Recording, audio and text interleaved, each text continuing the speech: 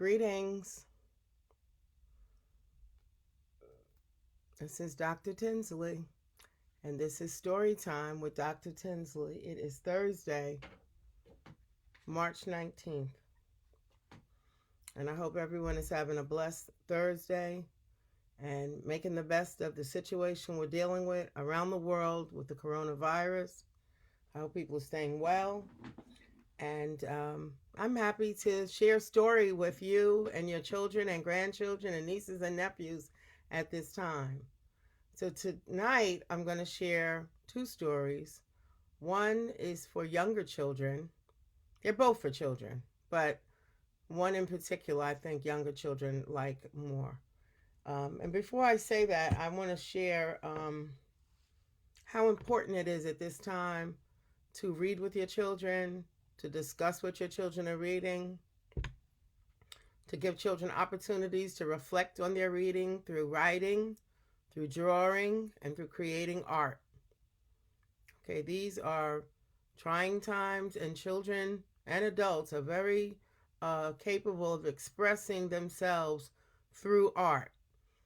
So it's important at this time not just to engage your children in homework packets and formulaic writing and mathematics, but also to engage your children in thinking. Okay? So keep that in mind. I'm saying hello to my cousin Raquel and my classmate Daryl. Glad you two joins me. And Raquel, I hope your children will watch the story.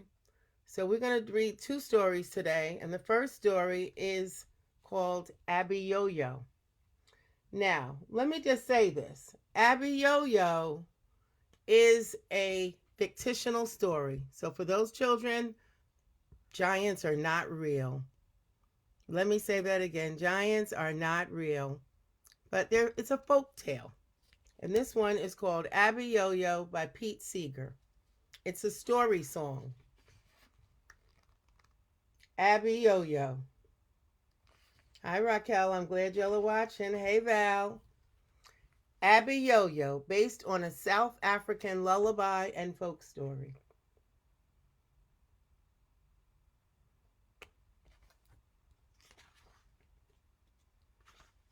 And it gives you a lot of information about why and how Pete Seeger adapted this song to be a story, but I'm going to skip that.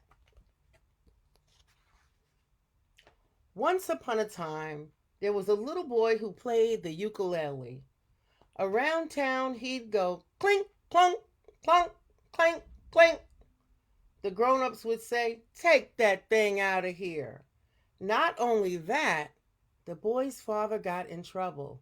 The boy's father was a magician. He had a magic wand. He'd go zoop, zoop, and make things disappear.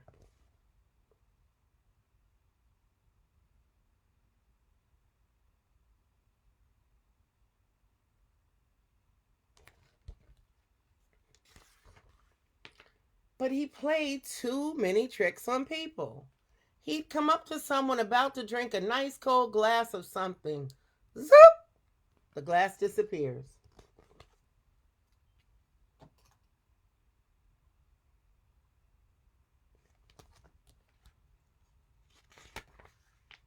Someone doing a hard job of work. Zit, zit, zit.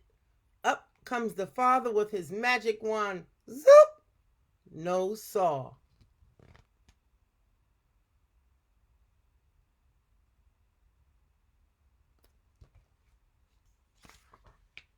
He'd come up to someone about to sit down after a hard day's work. Zoop! No chair.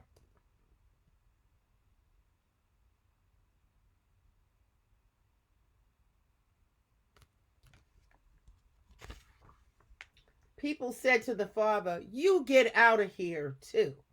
Take your magic wand and your tricks, and you and your son just get." The boy and his father were ostracized. That means they made them live on the edge of town.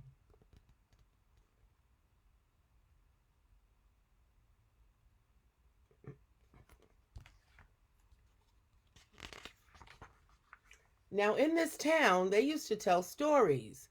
The old people used to tell stories about the giants that lived in the old days. Now remember, for the little children, I told you giants aren't really real, okay?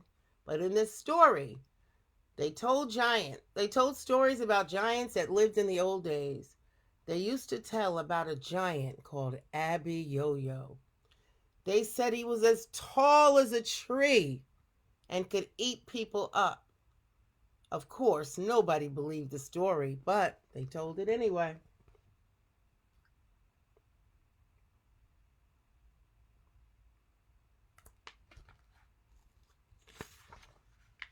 One day, the sun rose blood red over the hill.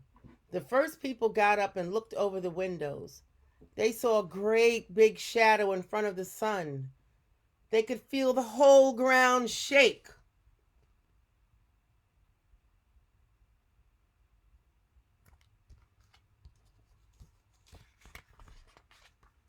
Women screamed. Strong men fainted. Run for your lives! Abiyoyo's coming!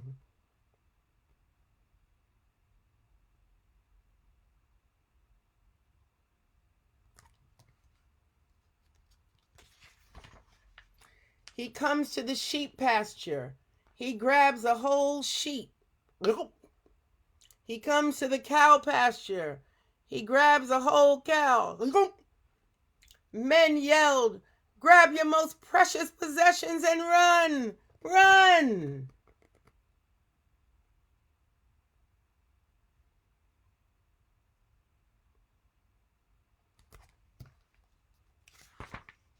Just then, the boy and his father woke up.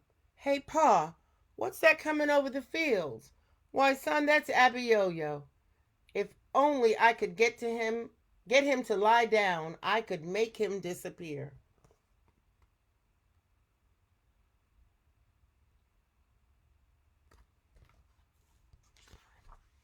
The boy says, "Come with me, Pa." He grabbed his father by one hand. The father gets the magic wand and the boy gets his ukulele. They run across the fields.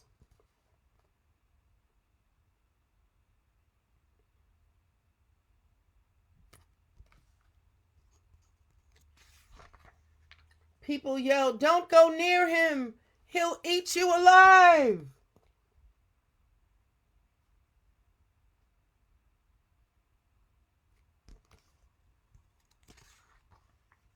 There was Abbey Yo Yo. He had long fingernails because he never cut them. He had slobbery teeth because he didn't brush them. Stinking feet because he didn't wash them.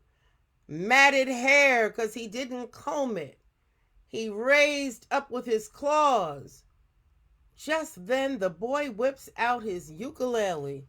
"Abbey Yo Yo, Abbey Yo Yo."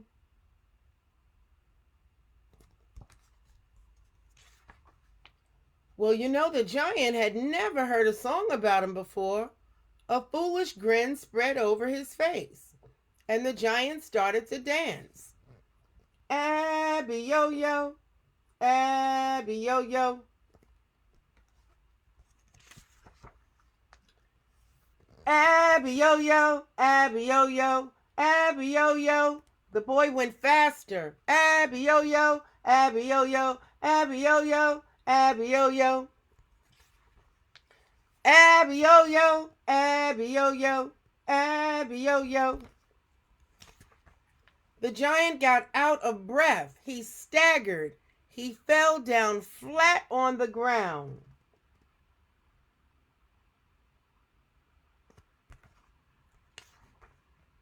Up steps the father. Zoop!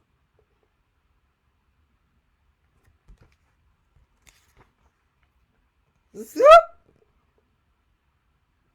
People looked out their windows. "He's gone. Abiyoyo disappeared."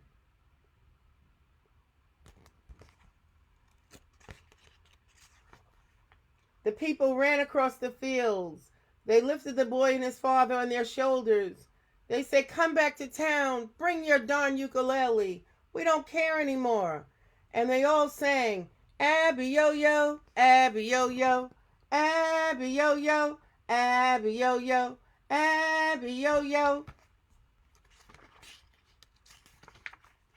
You get the point. Abbey Yo Yo, Abbey Yo Yo, Abbey Yo Yo, Abbey Yo Yo. And that, my dear children, is the end of the story Abiyoyo. My students loved that story when I taught pre-kindergarten and kindergarten, so I hope that those of you are watching or your children or grandchildren that will watch this will enjoy that story too. It's a great South African folktale. Hello to everybody that joined. I see Gwinnell and Valley and Ernest McNeil, my cousin Raquel and her, she has 5 beautiful children. Valley and her granddaughter Olivia, Jenny, Tony, Brenda, Michelle. I taught her son, lovely son, Carol Honus. So, I'm so glad you're joining me. But I want to share a second book, and it's called Africa Dream. But before I share it, I want to tell you a little something because I was so blessed in 2018 to go to Africa. It was a lifelong dream of mine. I had been to different islands in the Caribbean, and I had never been to another country. And I wanted the first country that I went to be Africa. So I was so blessed. Thank you to Marlene Ware, who hosted a trip, and I joined them. And I will just tell you, for me personally, it was surreal being on a plane and actually knowing I was going to Africa. It was almost as foreign as going to the moon. Because when I was growing up in the 60s, Africa was presented as this place that was so far away and so out of our reach that I never in a million years thought then that one day I would actually go there. So I was honored and blessed and can't wait to go back, and I encourage everyone to go. And to all the children watching, everyone originated in Africa. That is the beginning of civilization. That is the mother. Hey, Jenny Faria. This is just so wonderful to connect with old school classmates and friends. But Africa is the source. And with that note, I want to read to you Africa Dream. This book is by Eloise Greenfield. She is 90-year-old sister. She has written over 40 books for children. Many of her books you can't purchase anymore, but they're available in libraries. So please look up Eloise Greenfield. If you can see the, where's the author? There's the author, Eloise Greenfield. Her books are wonderful. I taught pre-kindergarten and kindergarten for many years, and I have 11 grandchildren. And so I've given most of my children's books to my grandchildren over the years. But some of them that were so near and dear to my heart, I kept. And these are 2 by Eloise Greenfield that I kept. So this one is called Africa Dream by Eloise Greenfield. Africa Dream.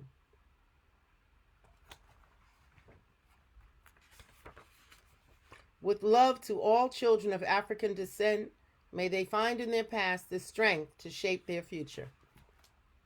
That's what we call the introduction, boys and girls, and the dedication.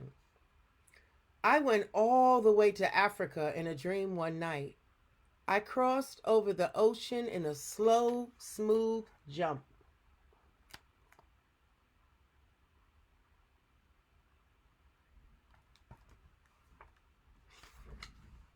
And landed in Africa, long ago Africa.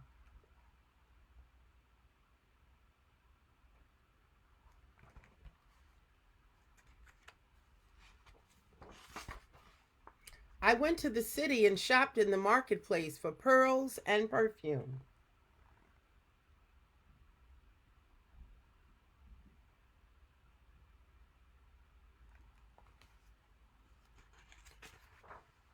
With magic eyes, I read strange words in old books and understood.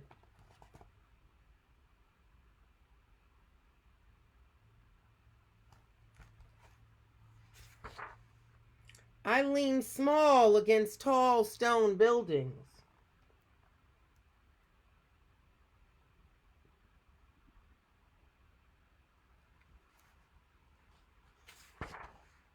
And rode through the crowds on a donkey's back.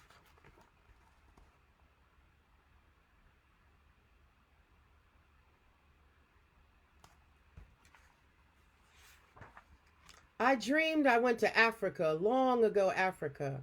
I went to the village and stood lonesome still.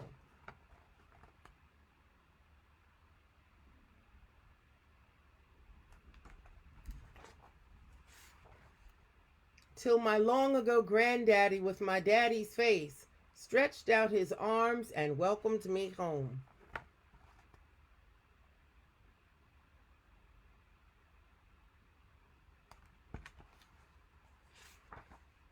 He knelt on one knee and planted one seed that grew into 10 tall trees with mangoes for me.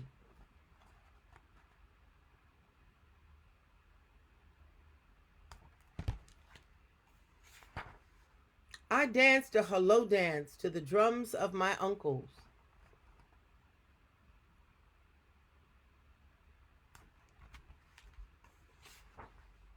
And sang a hello song in a circle with new old friends.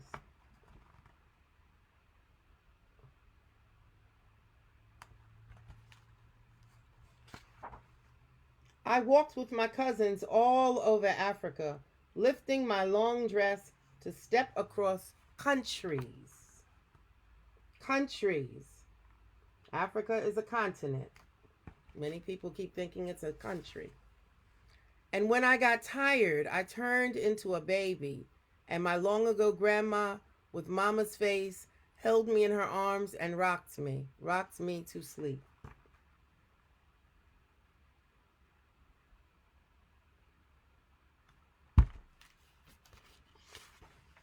And that, my dear children, is the end. So those were the two books for today. Abbey Yo Yo, a South African folktale, and Africa Dream. Hey, Denny, I love you too, baby. So if there are any children, I see Olivia is there. Do they have any questions? I would love to discuss these books with you.